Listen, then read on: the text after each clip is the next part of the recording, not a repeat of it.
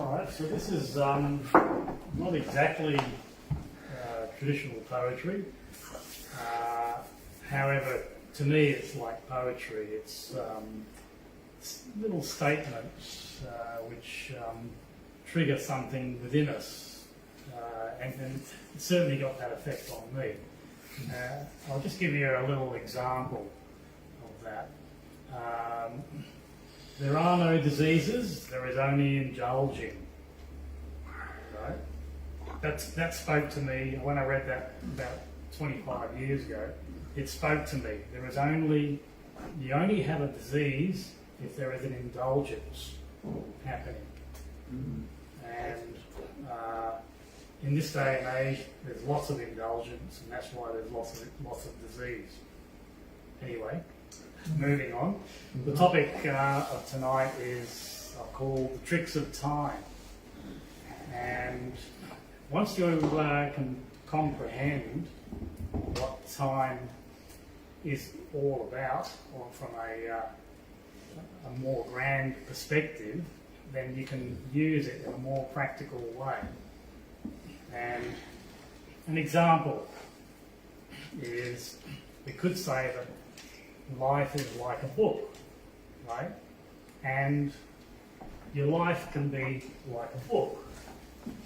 And you can pick it up and you look at it from the back or the front, or you can skip through it to any page. But for you to live that life, you have to go through it one page at a time. Make sense? Yeah. But it's actually much more complex than a book. It's actually a lot more like an interactive video game, right? Because you've got lots of choices on every page. Right. Okay. And so I'll just go through some basics and then go on to some practicalities which I've used in a workshop, right? How you can use time in a more effective manner. The illusion of time, that is. Well, the paradox of time is that every instant is too short to measure, and yet it's both infinite and eternal. In other words, if you try and measure the moment, you have to get smaller and smaller and smaller, and you can't get there. You know, it's less than 1 second, it's less than a millisecond, or a microsecond, or a nanosecond, or a what is it? P, it starts with P. Or even less than a femtosecond. You have to go so short, and you just can't get there, because the moment is the instant, and the instant is too short to measure. Now. It's now, yes, that's right. And yet, it lasts forever. Right? It can't be measured because it's too short, and yet it's here all the time. Yeah. So that's a paradox of time. There is no rush to get anywhere when you're in the heart of the space of eternal. Right? So if you're rushing everywhere and all that sort of thing. But if you're in eternity, what's the rush? Exactly. Yeah. Exactly.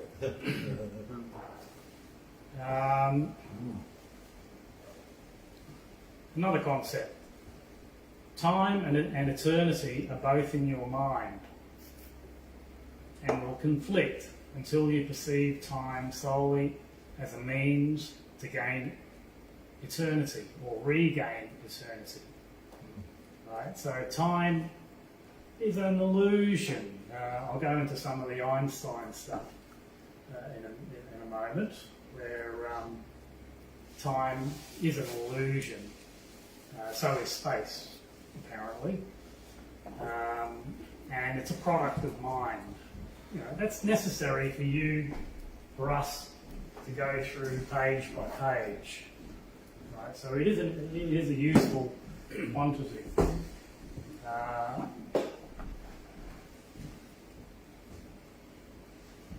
Eternity is one time, and its only dimension is always.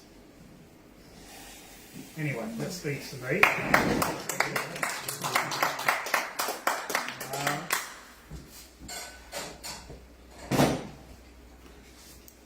So look at there's so much to share on this. Einstein said, time and space are not conditions in which we live, but modes by which we think. Physical concepts are free creations of the human mind and are not, however it may seem, determined by the external world. So your external world is actually a reflection of what's going on inside. Right? He also said time does not exist. We invented it. Time is what the clock says. The distinction between the past, present and future is only a stubbornly persistent illusion. Yeah, well maybe the sages of old have been telling us this for thousands of years or however long you want to go back. Einstein comes to his conclusions in a very special way that we can all use.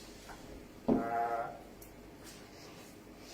what he said was, I think 99 times and find nothing. I stop thinking, swim in silence, and the truth comes to me. That's it. Yeah. It's a very effective way to be creative, let's say. That's the source of But the 99 times of thinking are very important to get the one where you're not. Perhaps, yeah. That's the thing. Have you heard of the saying, don't forget what it is? Your time's up. Yeah. There's a very powerful saying. Oh yes, I think so that I am so that I think. Is that right? I think, therefore I am. I think, therefore I am. Yeah, that's it. There's a problem with that, and you can unravel the problem with that to say, I think, therefore I am confused. Right? The intellect. If you stop thinking, you won't be confused. Well, that's the problem with the intellect. It takes you to a place which is illusory. However, the illusion is necessary for us to get through life. In the physical plane. Yeah, it is necessary. Yeah,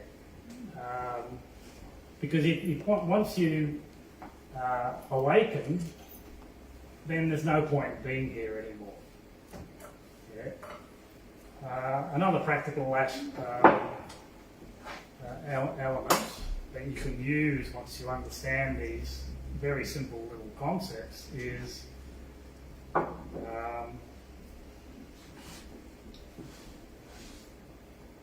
if you're not present in a conversation, you know, if you're thinking about what you did 2 days ago or you're doing 3 days in the future, you're not going to comprehend what is being said. You're not being conscious in the moment.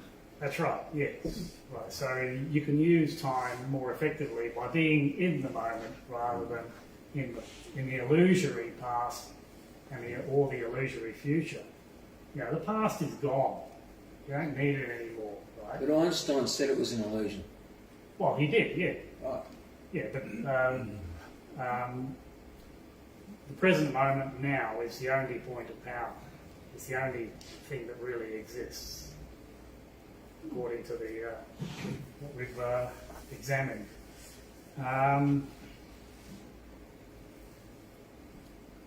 Another practical aspect. If you don't live your life by the clock, then you don't age. How useful is that? Bring it on. You don't live here, I know you don't know. That's why I'm young. Really. That's right, yeah. You know, one day you might decide to leave the incarnation, And you can decide to. but you can make it becomes a choice instead of something that's forced on you. Right? Be in the moment. take that step to another part of your journey, because it doesn't end there as far as I'm concerned, just to accept rather than fight something which you've already pre-programmed at some level, some very deep level.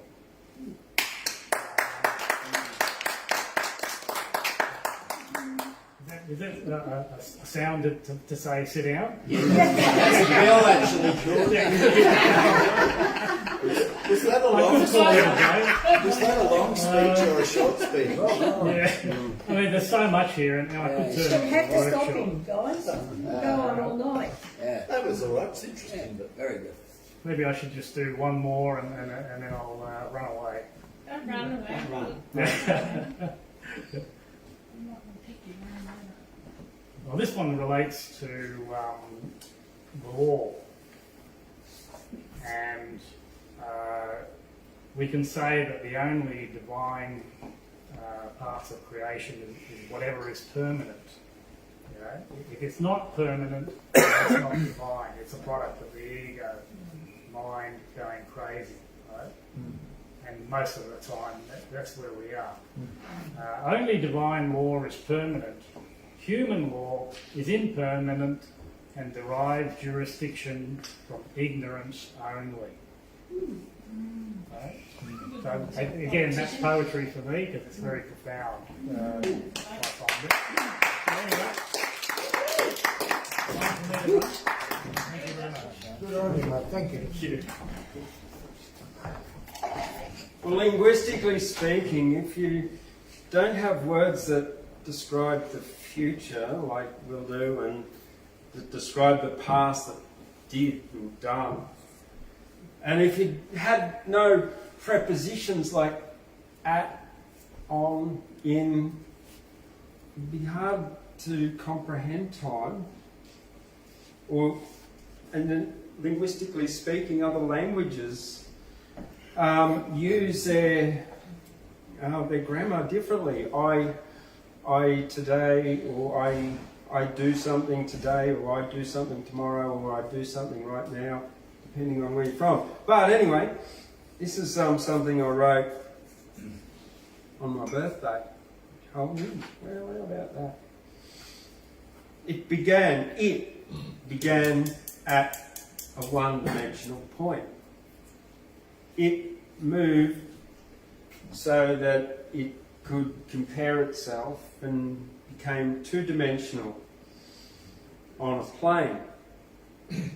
Then, in order to gain more perspective, it moved aside to become three-dimensional in a space. After that, decided to add a fourth dimension called time as it spiraled through space at a time. Then the electromagnetic energy manifested as a field effect, and a fifth dimension manifested with a sound, and after that it evolved and the sixth dimension was born, the seventh, eighth, ninth dimensions. And the human brain has been shown to think in 11 dimensions. It became the 233rd dimensional being, and it became even more. That's it. I suppose that's my retort, my time retort. Yeah, that is it. What is time? We're right here, right now. On that note, I'm going to invite Margot up, and then Gabriel, and then Paul, and Ashton, and James, and no, I'll pass. you'll pass, okay? And so, are you?